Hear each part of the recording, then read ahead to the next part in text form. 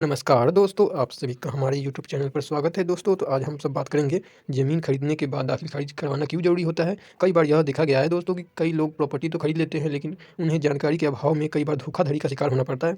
तो किस लिए, चलिए इसके बारे में आपको बताते हैं आगे। यदि आप अपनी खरीदी हुई प्रॉपर्टी का दाखिल खारिज करा लेते हैं और इसके बाद भी उसका पुराना मालिक उसे बेच देता है, तो आप उसकी शिकायत कर सकते हैं। ऐसे में आपका पल्ला भारी रहेगा। तो देखिए दोस्तों, सिंपल सी बात है कि अगर मैंने मान लीजिए ज़मीन खरीदा, ज़मीन रजिस्ट्री करा के मैंने अगर छोड़ दिया, तो अगर फ्यूचर में अगर वो ज़मीन मालिक फिर से दोबारा अगर ज़मीन किसी को रजिस्टर कर देती है, वो बंदा अगर दाखिल खारिज करा लेता है, तब आपको प्रॉब्लम हो सकती है यहाँ पे। क्योंकि दाखिल खारिज ही ऐसी प्रक्रिया है जो ज़मीन का ट्रांसफ़र किया जाता है दूसरे के नाम पे। अगर सिर्फ रजिस्ट्री करा के छोड़ दिए हैं, तो आप लफड़ा में फँस सकते हैं। तो आप धोखाधड़ी का शिकार ना हो दोस्तों, जागरूक रहें। और चलिए हम कैसे आपको बताएँगे कि दाखिल खारिज कैसे, मतलब कि हमको नुकसान करा सकती है अगर दाखिल खारिज नहीं कराएँगे तो। किसी भी व्यक्ति को प्रॉपर्टी खरीदते वक़्त कई बातों का ख़ास ध्यान रखना होता है। प्रॉपर्टी के एक ऐसी डील होती है प्रॉपर्टी एक ऐसी डील होती है जिसमें धोखाधड़ी होने के चांस बहुत ज़्यादा होते हैं। इसलिए कहा जाता है कि प्रॉपर्टी हमेशा भरोसेमंद व्यक्ति से खरीदना चाहिए। मौजूदा समय में ऐसे कई मामले देखने को मिलते हैं कि किसी ज़मीन या प्रॉपर्टी का असली मालिक एक ही प्रॉपर्टी को कई बार बेच देता है। यह हैरानी की बात यह है कि वह अपनी किसी प्रॉपर्टी को कितनी बार बेचता है, उतनी बार उसकी रजिस्ट्री भी हो जाती है। ऐसे में जो लोग इस ठगी का शिकार होते हैं, उन्हें कुछ समझ में नहीं आता कि उनके साथ आखिर हो क्या रहा है।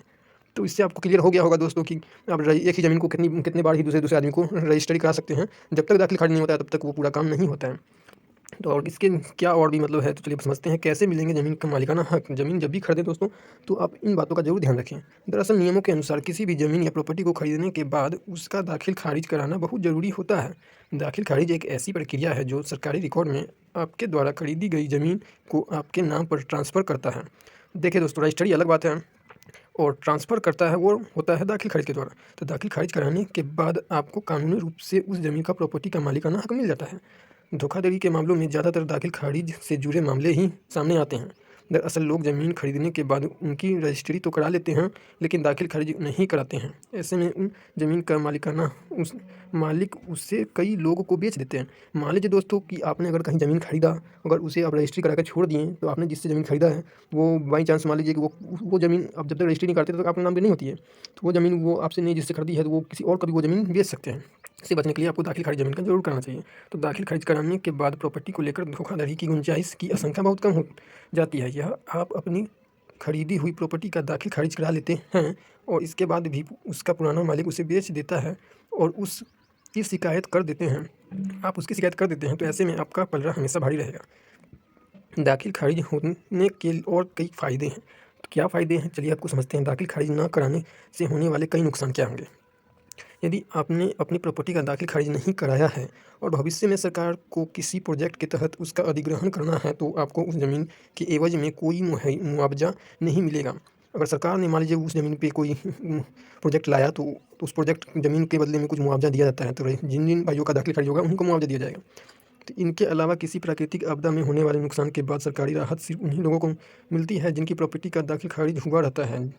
ये भी समझ गए होंगे, जिस प्रॉपर्टी का दाखिल खारिज नहीं होता, उस प्रॉपर्टी के एवज में आप किसी बैंक से लोन भी नहीं ले सकते हैं। मान लीजिए जो ज़मीन का दाखिल खारिज नहीं हुआ है, उस ज़मीन से आप लोन भी नहीं ले सकते हैं, अप्रूव नहीं करता है बैंक। इसलिए किसी भी तरह से ज़मीन खरीदते समय इस बात का हमेशा ध्यान रखें कि सिर्फ रजिस्ट्री करा लेना ही ज़रूरी नहीं, उस ज़मीन का दाखिल खारिज कराना भी बहुत ज़रूरी होता है दोस्तों। तो ये दोस्तों आपको सिंपल सी भाषा में आपको हमने समझा दिया कि प्रॉपर्टी खरीदते समय किन-किन बातों का ध्यान रखना चाहिए। आप धोखाधड़ी से बचें और हम आपको आगे भी शिक्षित करते रहेंगे, एजुकेटेड करते रहेंगे। अगर ये इन्फॉर्मेशन आपको अच्छा लगा होगा दोस्तों, तो चैनल को सब्सक्राइब करना ना भूलिएगा। मिलते हैं नेक्स्ट टॉपिक में, धन्यवाद।